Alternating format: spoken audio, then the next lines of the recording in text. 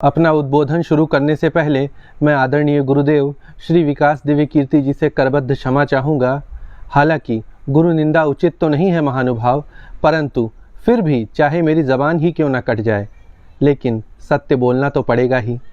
आदरणीय गुरुदेव, मैं यहाँ यह भी उद्धृत कर दूँ कि मैंने इस विषय पर आपके द्वारा दी गई पूर्ण सफाई भी सुनी है, परंतु वह मुझे पूर्णतया तर्क संगत और न्यायोचित नहीं लगी। जिन ग्रंथों का आपने रेफरेंस दिया है उसमें सर्वप्रथम रेफरेंस पुरुषोत्तम अग्रवाल की पुस्तक से है। मैं क्षमा चाहूँगा गुरुदेव, किंतु पुरुषोत्तम अग्रवाल संस्कृत भाषा के अच्छे विद्वान नहीं माने जाते हैं।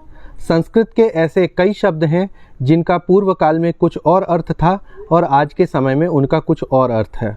दूसरा, आपने गीता प्रेस गोरखपुर द्वारा संपादित वाल्मीकि रामायण का रेफरेंस दिया है, तो मैं आपको बता दूं कि स्वयं गीता प्रेस गोरखपुर ने कहा है कि उत्तरकांड शायद प्रक्षिप्त है, अर्थात शायद मूल वाल्मीकि रामायण का हिस्सा नहीं है। अब जो तर्क विवादित है उसका आप रेफरेंस कैसे दे सकते हैं?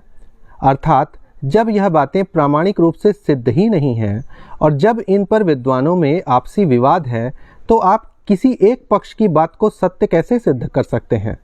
अन्यत्र आपने कहा कि आप कक्षा के अंदर शिक्षार्थ भाव से पढ़ाते हैं, आध्यात्मिक भाव या भक्ति भाव से नहीं।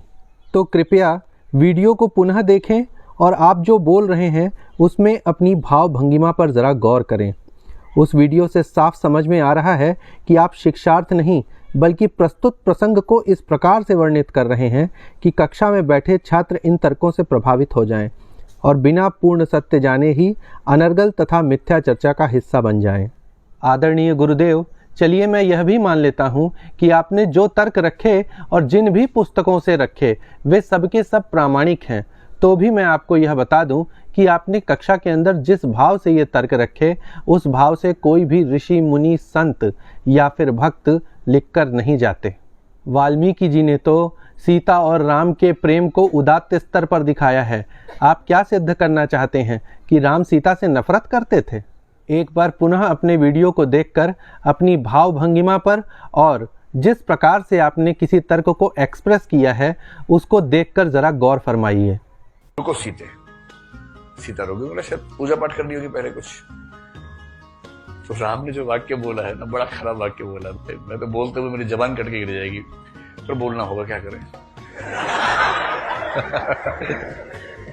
तो ऐसा वाक्य बोला है,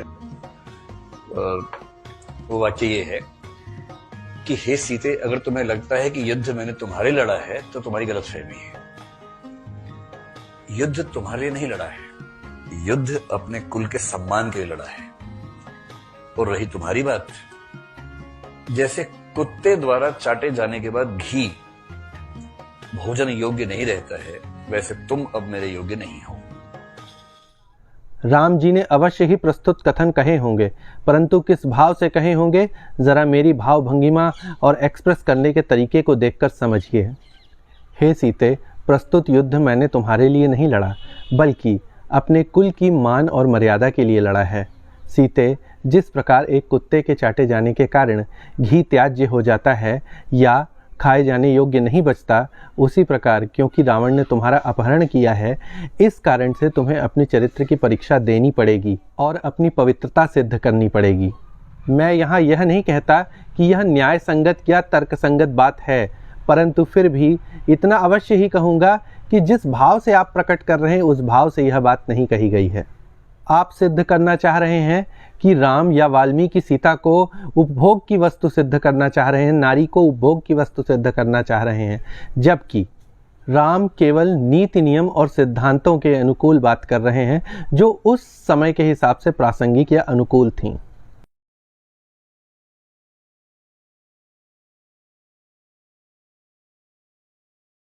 आपकी विशेषता ही यही है गुरुदेव कि आप किसी भी प्रसंग पर इतना शुगर कोटेड ढंग से चर्चा करते हैं कि लगता है प्रस्तुत प्रसंग पर आप केवल शिक्षार्थ ही चर्चा कर रहे हैं। आपकी शिष्टता, शालीनता और भद्रता की आड़ में लोग आपके मूल चिंतन तक पहुंच ही नहीं पाते हैं। कृपया ऐसा मत करिए प्रभु। क्यों व्यर्थ और बेसिर पैर के विवाद में पड़कर अपने महान शिक्षक होने की कीर्ति धूमिल कर रहे हैं आप? अंततोगत्वा यही कहूँगा गुरुदेव कि आप कल भी हमारे लिए सादर वंदनीय थे, आज भी आदरणीय हैं और आगे भी रहेंगे। किंतु इस बात को समझने की चेष्टा कीजिए कि आप आज के समय एक बहुत बड़े इन्फ्लुएंसर हैं और अतीव ज्ञानी व्यक्तित्व हैं। आपकी बातों का बहुत बड़ा असर होता है और लोग आपकी बातों से प्रभावित होते हैं। आप जो कहते हैं उसका सामान्य जन अनुसरण करते हैं। आप जैसे व्यक्तित्वों के लिए भगवत गीता में भी प्रभु कहते हैं कि यद यदाचरति श्रेष्ठस्तत्त देवेतरो जनाः स यत् प्रमाणेन कुरुते लोकस्तदनुवर्तते। अर्थात जैसा जैसा आचरण श्रेष्ठी जन समाज में छोड़ करके जाते हैं, सामान्य जन उन्हीं का अनुसरण करते हैं। इसलिए हे महाभाग, ऐसे विषयों को या तो छोड़ दिया करिए या फिर चर्चा करने से पहले विषय के विशेषज्ञ से चर्चा अवश्य ही कर लिया करिए और तभी पूर्ण राय बनाया करिए। मुझे मालूम है कि मेरे गुरु महान हैं, किंतु मेरे गुरु से त्रुटि अवश्य ही हुई है। इसलिए आदरणीय गुरुदेव, कृपया चाटुकारों से बचकर रहिए और क्षमा याचना कीजिए। मैं आपका सच्चा शिष्य सदा प्रसन्न व्यास आपके चरण कमलों में वंदन करता हूँ। माँ भगवती आपका सदैव कल्याण करें और आपकी कीर्ति पृथ्वी से लेकर तीनों लोकों तक यथावत फैले। जय माई की।